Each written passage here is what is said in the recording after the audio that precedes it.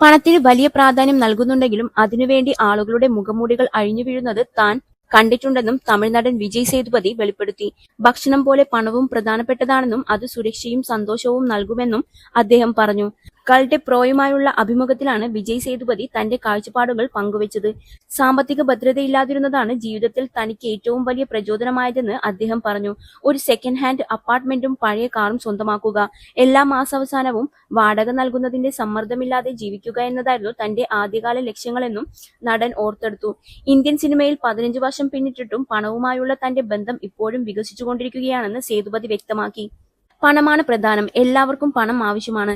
ഞാൻ കഠിനാധ്വാനം ചെയ്യുന്നത് നല്ല പ്രതിഫലം ലഭിക്കാൻ വേണ്ടിയാണ്, അദ്ദേഹം കൂട്ടിച്ചേർത്തു.